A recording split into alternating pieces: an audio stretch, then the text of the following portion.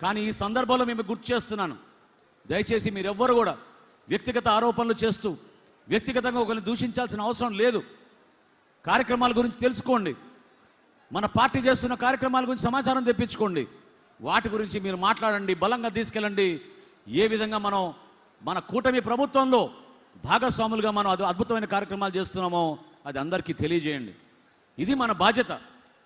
అంతేగాని ఈరోజు నిన్న మేము రిషికొండకి వెళ్ళాం. ఇది చాలా ఆశ్చర్యకరమైన విషయం. 453 కోట్ల రూపాయలతోటి తన నివాసం కోసం ఖర్చు పెట్టుకుంటే ఒక మహానుభావుడు ఈరోజు పత్రికలో రాస్తారు, పైనుంచి పెచ్చులూడిపై పడిపోతే 4 అంగుళాల దూరం పడింది, అది కావాలని జరిపారు.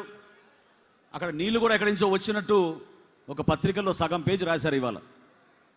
అంటే ఇంతకన్నా దుర్మార్గమైన ఆలోచనలు ఉంటాయి చెప్పండి? మేము అక్కడ వెళ్ళినప్పుడు హడావిడిగా మేము పోయి 4 ముక్కలు ఎరగొట్టి నీళ్ళేసి ఈ విధంగా కట్టారని చెప్తామా? అంత అవసరమా? అసలు నువ్వు ఎందుకు 453 కోట్ల రూపాయలతోటి నీ సొంత ఇంటి కోసం ఖర్చు పెట్టావు చెప్పాలి జగన్మోహన్ రెడ్డి గారు. ఋషికొండలో పర్యావరణానికి జరిగిన నష్టం, రాష్ట్ర ప్రజల్ని మోసం చేసి ఏ విధంగా డబ్బుల్ని దుర్వినియోగం చేసి సొంత అవసరాల కోసం వాడుకున్నారో ప్రజలకి జవాబు చెప్పాలి. ఇటువంటి దుష్ప్రచారాలు కావాలని కొంతమంది మీడియాలో చేస్తున్న ప్రచారాన్ని తిప్పగొట్టగలిగే శక్తి కేవలం మనకే ఉంది. మన జన సైనికులు, వీర మహిళలు, దయచేసి మీరు చేస్తున్న ప్రతి కార్యక్రమాల్లో పార్టీ అధ్యక్షులు పవన్ కళ్యాణ్ గారు ఇచ్చిన సందేశాన్ని మీరు తీసుకెళ్ళండి. ఎక్కడ కూడా పొరపాటు జరగకూడదు. ప్రజాస్వామ్యాన్ని పరిరక్షణ కోసం, ప్రజాస్వామ్యాన్ని నిలబెట్టడం కోసం, యువతకు ఒక అద్భుతమైన అవకాశం కల్పించడం కోసం పవన్ కళ్యాణ్ గారు ఏ విధంగా ముందుకు తీసుకొచ్చారో మీరు చూశారు. మీలోనే నాయకత్వం కావాలని కోరారు ఆయన. ఈరోజు కూడా నేను ఇందాక నా మీటింగ్లో అందరికన్నా ముందు మాట్లాడినప్పుడు ఒక మాట చెప్పాను.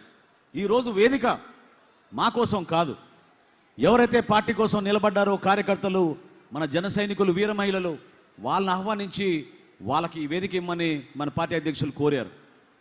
ఈ రోజున మీరు గెలిపిస్తేనే మేము గెలిచాం, మీరు ఆశీర్వదిస్తేనే మాకు ఈ పదవులు వచ్చినాయి. పవన్ కళ్యాణ్ గారి నాయకత్వంలో ప్రజల్లోకి మనం తీసుకెళ్లాల్సింది ఒకటే ఒకటి.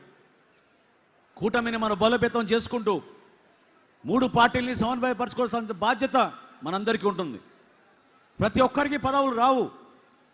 అదేవిధంగా నాయకత్వం కోరితే మీకు రాదు. నాయకత్వం కావాలంటే మీలో ఒక బలమైన ఒక తపన, పనిచేసే ఒక నమ్మకం మీలో రావాలి. ఆలోచించండి, మీరు ఒక డిసిప్లిన్ ఉండాలి, ఒక కమిట్మెంట్ ఉండాలి, మీలో కష్టపడే మనస్తత్వం ఉండాలి. అప్పుడు ఆ నాయకత్వం వస్తుంది. మనం చేసే ప్రతి కార్యక్రమం ఈరోజు తెలుగు రాష్ట్రాల్లో 12,34,000 సభ్యత్వం మనం చేయగలిగామంటే అది కేవలం మీరందరూ చేసిన కృషి. నిజాయితీగా కష్టపడ్డారు పార్టీ పిలుపు మేరకు, మర్చిపోలేము ఆ సంఘటనలు. పార్టీ నుంచి మేము చేయాల్సిన కార్యక్రమాలు ఎప్పుడు కూడా మీకోసం అంకిత భావంతో చేసుకుని ముందుకెళ్తాం. నేను పార్టీ చేరక ముందు పవన్ కళ్యాణ్ గారితో అనేక సందర్భాల్లో మాట్లాడుకున్నప్పుడు ఒక ముఖ్యమైన అంశం నేను చాలా సందర్భాల్లో ప్రస్తావించాను. పదవుల కోసం కాదు మేము చేసిన ప్రయాణం. నేను అప్పటికే శాసనసభాపతిగా ఉన్నాను. పవన్ కళ్యాణ్ గారు ఎప్పటి నుంచో సమాజానికి అంకితం అయిపోయారు. దేనికోసం ఈ ప్రస్థానం అని అనుకున్నాం ఆ రోజున. ఈ ప్రస్థానం మీకోసం, మీకు ఒక చక్కటి వేదిక జనసేన ద్వారా కల్పించడానికి కోసం, ఈ పార్టీ ద్వారా భారతదేశంలో, రాష్ట్రంలో ఒక మార్పు తీసుకొచ్చి ప్రజాస్వామ్యాన్ని నిలబెట్టి ప్రతి ఒక్కరికి మేలు చేయడానికి కోసం, ఒక తపనతో పనిచేయడానికి కోసం ఈ కార్యక్రమం. అంతేగాని స్వార్థ రాజకీయాల కోసమో స్వలాభం కోసం కాదు ఈ ప్రయాణం. మీరందరూ కూడా ఒక అంకిత భావంతో, ఎన్నికలు అయిపోయినాయి, 14 మాసాలు పూర్తయిన ప్రభుత్వం వచ్చిన తర్వాత మన బాధ్యత ఏంటనేది మీరు ఆలోచించాలి. నిలబడండి, ఒకే ఒక మాట మీద నిలబడండి.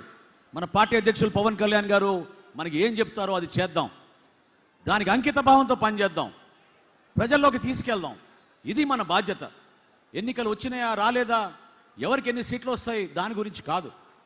నిలబడాల్సింది మన పార్టీని మనం బలోపేతం చేసుకోవాలి, సంస్థాగతంగా ముందుకు తీసుకెళ్ళాలి. ఆ ప్రస్థానంలో మనం భారతీయ జనతా పార్టీ నాయకుల్ని గౌరవించాలి, తెలుగుదేశం పార్టీ నాయకుల్ని గౌరవించుకోవాలి. క్షేత్రస్థాయిలో జరుగుతున్న ప్రతి ప్రభుత్వ కార్యక్రమంలో జన సైనికులు, వీర మహిళలు పాల్గొనాలి.